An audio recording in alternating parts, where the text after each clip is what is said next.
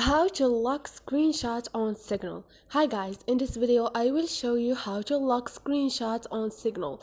It's so easy and quick, so let's jump in. First thing, go to your Signal application on your phone.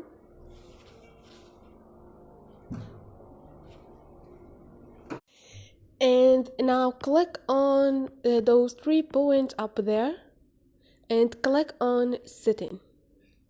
Scroll down and click on Privacy.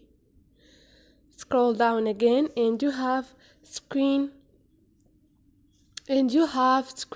security, block screenshot and recent list, and inside the app click on it and turn on this option. And this is how you block screenshot and inside your app. Hope this video was helpful to you, and if you liked the video, don't forget to subscribe and like.